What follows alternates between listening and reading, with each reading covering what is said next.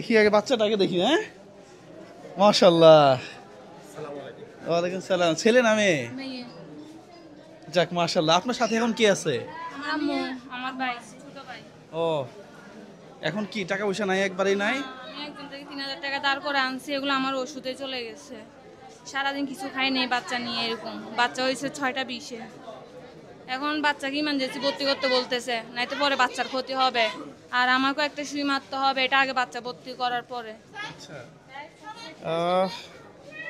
এটা কবে ডেলিভারি হয়েছে? 6টা 20-এ।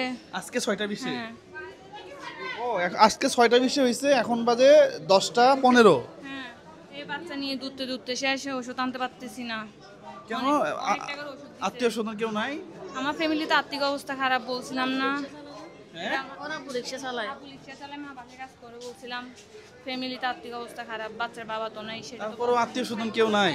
শ্বশুর বাড়ি তো নাই, ফোন দিছি কিছু টাকার জন্য, এগুলো ওরা দিতে পারতেছে না। প্রিয় বন্ধুরা, এর আগে আমরা আপনাকে কত টাকা দিছিলাম? 5000। 5000 দিয়ে বলছিলাম ডেলিভারির সময় আমরা হেল্প করব। এই পৃথিবী তো নিষ্ঠুর। এই পৃথিবী যদি নিষ্ঠুর না হইতো, একদিন এর কয় ঘন্টা হয়েছে বয়স? একটু আগে হয়েছে 6টা বাজে। 6টা বাজে হয়েছে, 6, 7, 8, 9, 10, 4 ঘন্টা বয়সের। অথচ ওর কিছু মেডিসিন লাগবে, 1 টাকাও নাই। আপনি না খেয়ে আছেন? হ্যাঁ, এটা কোনো কথা হইলো? হ্যাঁ, টাকার ওষুধ লাগছে তো, সকাল থেকে খাই নাই, খারাপ লাগছে সেজন্য। আচ্ছা আচ্ছা খাওয়ার পরে মানে একটু কেলা চা খাইছি আর কি, ওগুলোই। আচ্ছা। ভর্তি করা বেশি important। এখন কি ভর্তি করা দিতে বলতেছে? হ্যাঁ, ওষুধ আনতে পারতেছি না। ওষুধ কয় টাকা লাগবে? 2200 টাকার ওষুধ দিছে। 2200 টাকার ওষুধ আনতে পারতেছে না। প্রিয় বন্ধুরা, এই পৃথিবী বড়ই নিষ্ঠুর। আত্মীয় স্বজন কেউ নাই, সব মারা গেছে। কাউরে ফোন দেন নাই? না না, আর্থিক অবস্থা খারাপ হোক, এমনিতেই এলাকার মধ্যে বড় লোক টোক আছে না। হ্যাঁ, যোগাযোগ রাখতে হয় তো। হ্যাঁ, এটাও একটা কোয়ালিটি, মানুষের সাথে যোগাযোগ রাখা। আজকে 2200 টাকা নাই। যাই হোক, এক ভদ্রলোক, আমি সেদিনও যাই দুই, বসেছিলাম আপনার সাথে। আপনি মনে হয় ওখানে গিয়ে খুব কান্নাকাটি করছেন বলতেছে। হ্যাঁ, হারিয়ে গেছিল আমার কাছ থেকে। 1, 2, 3। এইটা আমার এক শুভাকাঙ্ক্ষী ভাই পাঠাইছিল। হ্যাঁ, আমি আপনার খুঁজে পাচ্ছিলাম না, পাইলে সেদিনই দিয়ে দিতাম। এটা তার টাকা। 1, 2, 3, 4, 5, 6, 7, 8, 9, 10। 1, 2, 3, 4। আরে টাকা গুনতে পারতেছিল ভাই, একটু পরে। 1, 2, 3, 4, 5, 6, 7, 8, 9, 10। এই 10,000 টাকা হচ্ছে আমার রুমি আপুর টাকা। হ্যাঁ, নেন। তাহলে এখানে মোট 13,000 টাকা আছে। ঠিক আছে, আপাতত ভর্তি করান। ইমার্জেন্সি কি হয় সেটা আমাদেরকে জানাবেন। প্রিয় বন্ধুরা, আমার রেস্টুরেন্টের নিচে আসলে আমি কাউকে সাহায্য করি না, দেখা করি না। হ্যাঁ, এটা হচ্ছে প্রথম কথা। দ্বিতীয় কথা হচ্ছে, আমি এই ধরনের মানুষের কাছে যেতে চাই।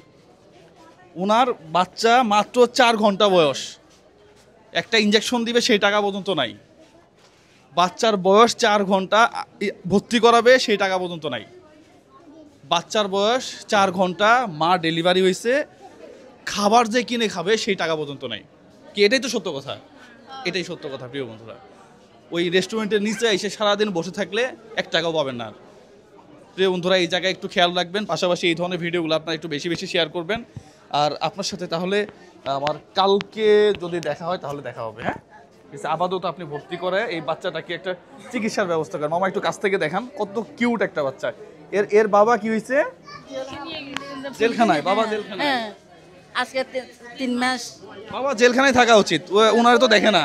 আলাদা ছিল, আমি আনছি যে 1 সপ্তাহ 2 সপ্তাহ হচ্ছে যে এখন ও চলতে পারে আচ্ছা আচ্ছা, বাবা জেলখানায় আর বাইরে থাকলে কি দেখে তো আর না? না। তাহলে ও জেলখানায় থাক। হ্যাঁ, ও জেলখানায় থাক। বাচ্চাকে বলছি মেডিকেল করতে হবে, কিছু টাকা দিতে। শাশুড়ি বলতেছে না, আমরা চলতে পারতেছি না, কিভাবে দিব? না, তাহলে ও জেলখানায় থাক আপাতত কিছুদিন। ওরা জেলখানায় রাখার জন্য যদি কিছু করা লাগে এটা আমারে বলিন। ব্যবস্থা নাই। ওরে যদি জেলখানায় রাখার জন্য কিছু করা লাগে এটা আমারে বলিন। ওনারে আরো কিছুদিন জেলখানায় রাখার ব্যবস্থা করবো আমরা ইনশাল্লাহ। হ্যাঁ, নাকি? এই ছোট্ট একটা বাচ্চা, এই যে আরেকটা বাচ্চা। হ্যাঁ, এটা আপনার মেয়ে? আচ্ছা আচ্ছা, আপনারটা বাসায়। পাশে রাখি আছে।